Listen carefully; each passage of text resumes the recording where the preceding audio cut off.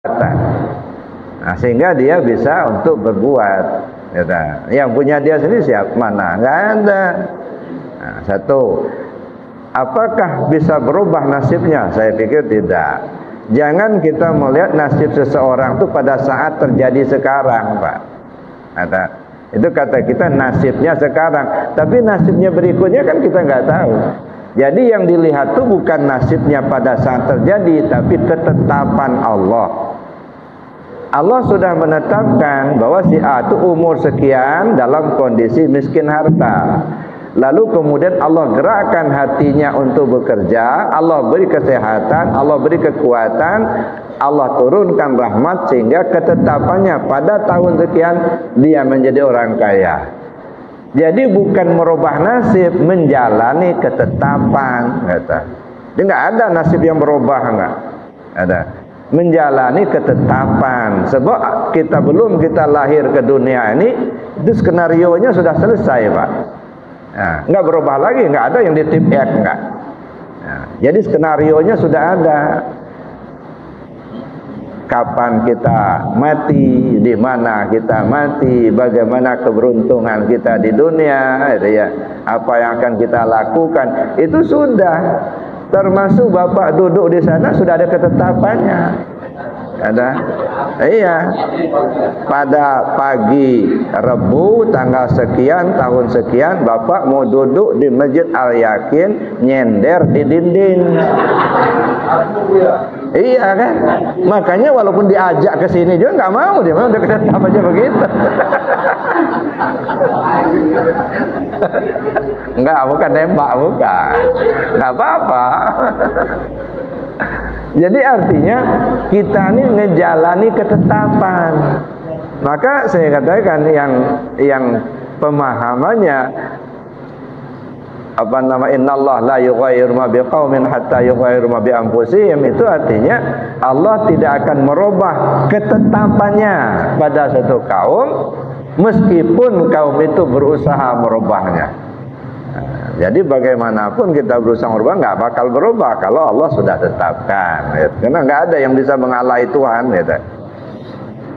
Kemudian ilmu itu artinya tahu, ya. Apakah kita ini punya ilmu? Kata kita iya, Oh, saya tahu loh, di sana itu pengajiannya pagi hari Rebu. Ya, pertama itu kan pengetahuan. Saya tahu itu api itu panas. Saya tahu air itu membasahi. Itu pengetahuan kita. Tapi kita tahunya dari mana? Allah yang ngasih tahu. Waktu belum dikasih tahu sama Allah kan nggak ada tahu kita. Coba tes jabang bayi yang baru lahir itu.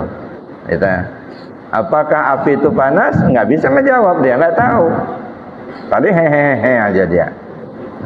Jadi artinya tahunya kita karena dia beritahu sama Allah. Kalau begitu sebenarnya yang berilmu siapa? Allah. Maka jangan sombong kita, mentang-mentang sekolah tinggi merasa ilmu banyak, nggak ada. Maka ini yang perlu saya jelaskan juga. Sebab ada sebahagian orang anti tasawuf sampai-sampai Imam Syafi'i dibawa-bawa . Imam Syafi'i itu anti tasawuf katanya. Saya pernah dengar itu ceramahnya seperti itu. Nah, dia pernah Imam Syafi'i pernah mengatakan katanya, kalau orang belajar tasawuf di waktu pagi, maka sore dia bodoh. Kalau orang belajar tasawuf selama 40 hari, maka dia tidak akan kembali normal lagi. Nah, ini senjata orang-orang yang tidak senang dengan tasawuf. Seolah-olah Imam Syafi'i itu anti tasawuf, padahal bukan. Imam Syafi'i itu orang sufi kok. Coba perhatikan istinbat hukum yang dibuat Imam Syafi'i itu yang mendekati tasawuf itu justru Imam Syafi'i dengan metode ihtiyat. Nah, dengan metode ihtiyatnya yang lain nggak pakai, Imam Syafi'i pakai.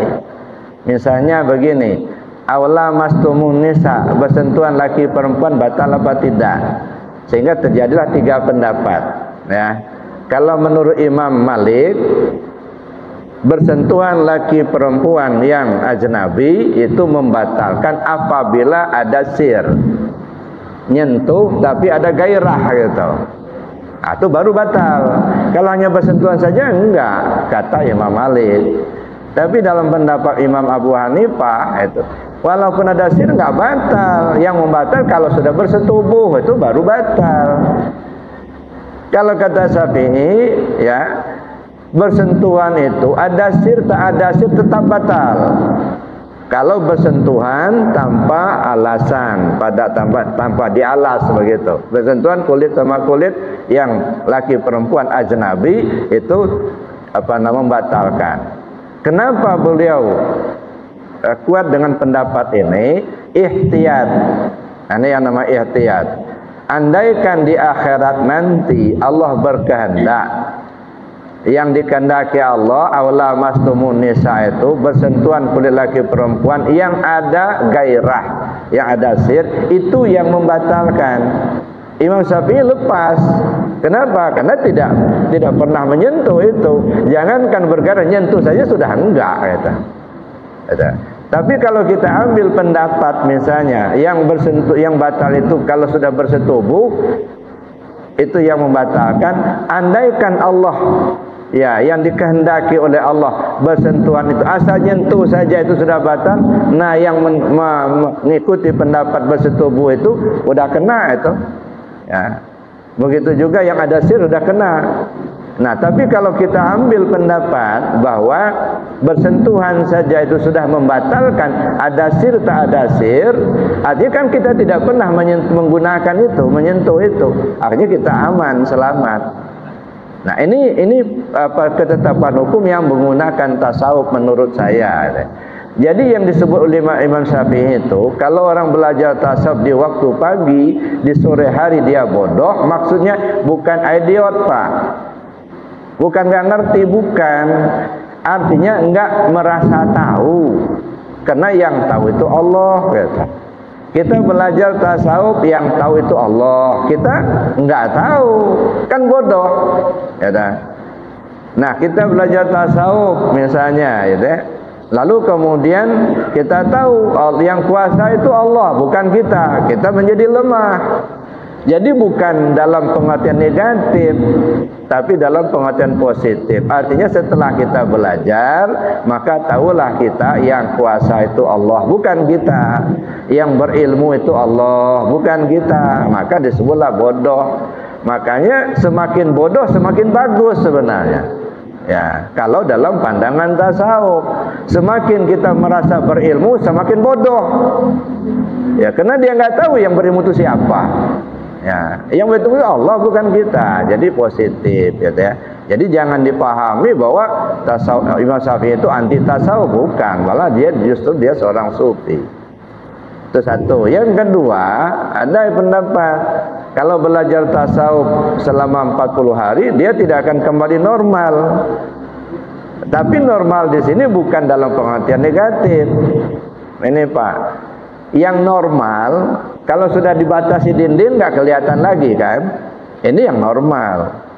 Kalau orang-orang yang belajar tasawuf yang Allah bukakan, ya, dinding gaibnya atau di semua kasafah, jangankan di sebalik dinding, sebalik pulau bisa tahu dia. Itu kan tidak normal namanya itu. Artinya melebihi dari batas normal.